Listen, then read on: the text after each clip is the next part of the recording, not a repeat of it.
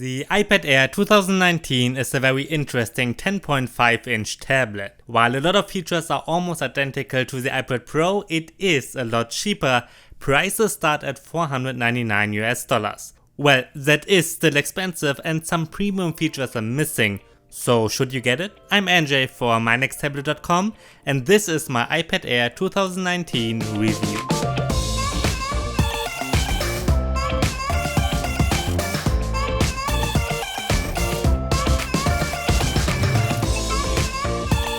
iPad Air 2019 looks like a typical iPad. With 10.5 inches it is a bit bigger than the iPad Air 2 and as big as the first 10.5-inch iPad Pro. Compared to that one, the design is almost identical. It is almost the exact same body. It is very thin with just 6.1mm and weighs 456 grams. As usual, we're getting a full metal body and it is very premium feeling. You can get it in silver, space gray and gold. As you can see, Apple is using its old design here and it does not look as modern as the new 11-inch iPad Pro does. The bezels around the screen are wider, especially at the top and bottom. We don't get Face ID, instead there's the typical home button with the built-in Touch ID fingerprint scanner.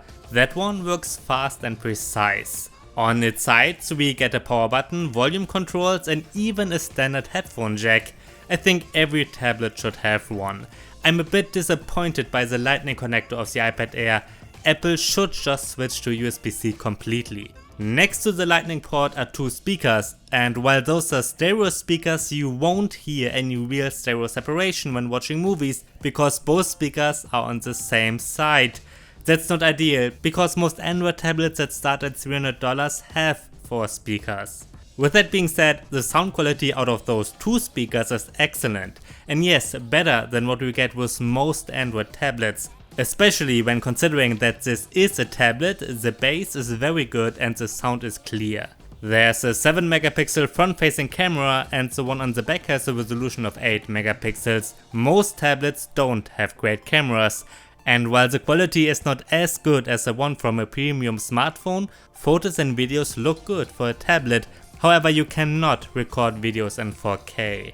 Let's get to the display of the iPad Air. It has a diagonal of 10.5 inches and a very high resolution of 2224 by 1668 pixels. That means it has a pixel density of 264 ppi and that is very high for its size. Everything looks nice and sharp.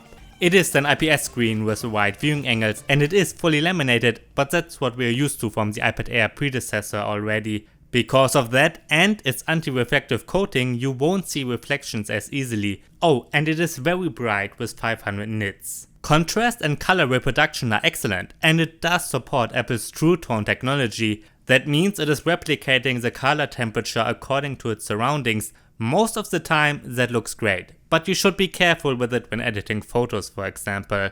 Overall, I think the iPad Air has an excellent screen. It is very bright, looks pretty and I'm sure everybody will be happy with it. However, compared to the Pro, it is missing Apple's ProMotion technology, which basically means it has a refresh rate of 120Hz. It is very hard to see a difference in real life though.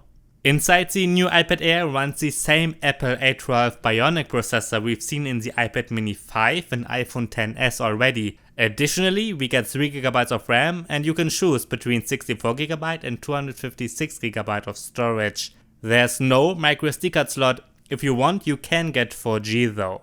As you can see in my benchmark comparison, the performance is very good. Yes, it's not as powerful as the A12X of the iPad Pro, but much faster than all Android tablets. I should also note that it is faster than the simple iPad and the old 10.5-inch iPad Pro. Well, so we get the same chipset as the iPhone XS has, and that means that I don't have much to say about the performance.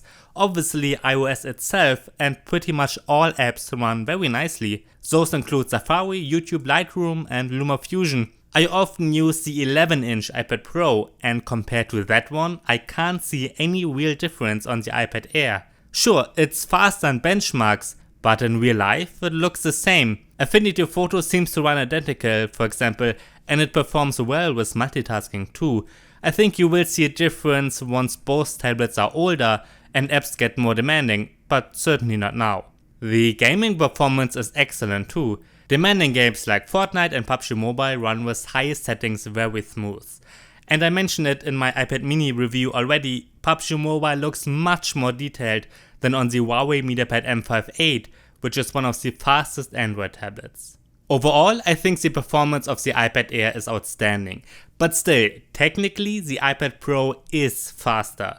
It's just hard to notice the difference right now, but that will probably change over time. Let's check out some accessories. You can use the iPad Air with the original Apple Pencil and the same keyboard cover Apple sold for the 10.5-inch Pro. While Apple Pencil 2 is not compatible, you can use the Logitech Crayon. Well, we've been familiar with the Apple Pencil for many years now, and it works exactly as it does on other iPads. The stylus can recognize how hard you press, and if you're holding it at an angle, you can use that to draw shading. It is a good pen to draw with or to write down handwritten notes. I think the stylus doubles as a great mouse replacement too. I like to use it with apps like Affinity Photo or LumaFusion, for example. The Apple Pencil is charged using the lightning connector of the iPad Air. That's how you connect it the first time too. I mentioned it in my other iPad reviews already. With this pen, it feels like you're writing with plastic on glass. I mean, that's really what you're doing. However, the pens from Samsung and Microsoft feel more like paper because they've got softer tips. To get a similar feeling, you have to get a special kind of screen protector for the iPad Air. Alright, let's get to its keyboard, the Smart Keyboard Folio. I said it already, it is the same keyboard we've seen with the earlier Pro tablets, and this one works with the Air too. On the side of the tablet is the magnetic connector. That's how you connect the keyboard without using Bluetooth. It also means you don't have to charge it separately. I think it's a bit disappointing that the keyboard cover protects the screen but not the back. Apple changed it with the new ones. I also think that the folding mechanism is not ideal and not well thought out. You can use the tablet in one angle only. The keyboard itself is fine.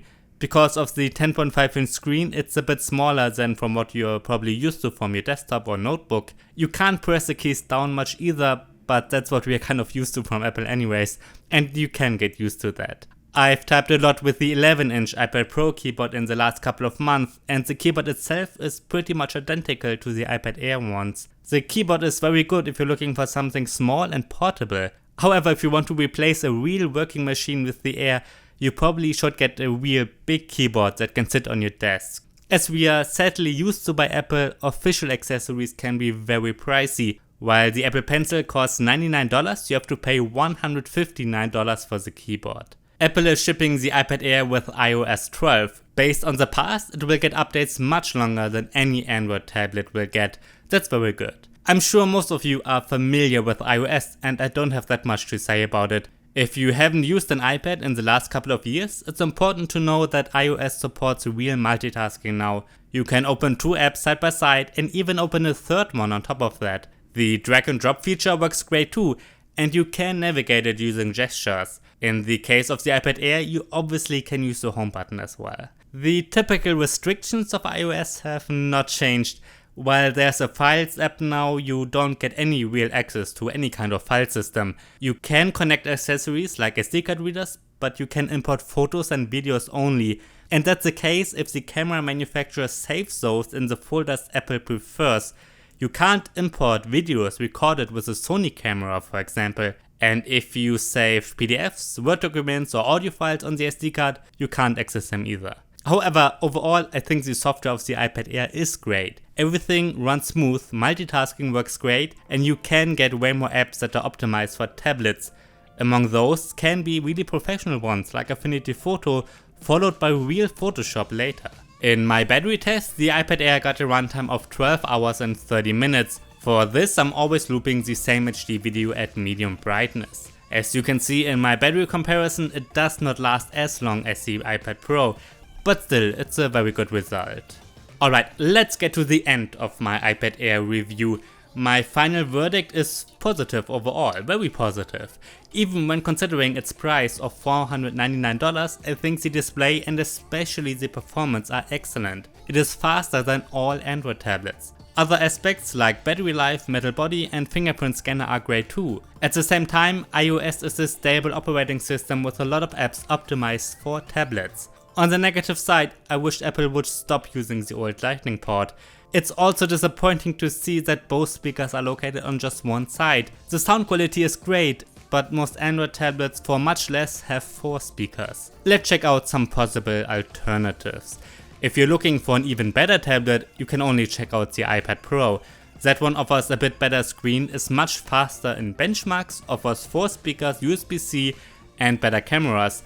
Its keyboard cover does protect the back and it supports the Apple Pencil too. You have to pay a lot more though, prices start at $799. A cheaper iPad is the simple 2018 iPad. Its 9.7 inch screen is a bit smaller and it's weaker overall.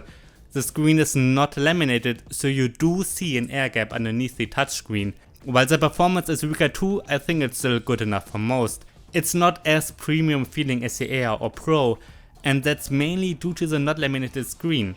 However, it's much cheaper with prices starting at just $299, depending on the market obviously. If you prefer Android tablets, you could check out the Samsung Galaxy Tab S4. With that one, you get a very pretty Super AMOLED screen and it is the fastest Android tablet currently available. The iPad Air is faster though. Still, we get 4 speakers, USB-C and the very good S Pen is included at no extra cost. Especially when considering that it is much cheaper with prices starting at around $500, again including the S Pen. Alright, that's my review of the iPad Air 2019. If you have any questions, feel free to write me down below and check out mynexttablet.com and this channel. I'm reviewing pretty much all tablets that are released almost worldwide. I'm Andrzej for mynexttablet.com. Thanks for watching and until next time.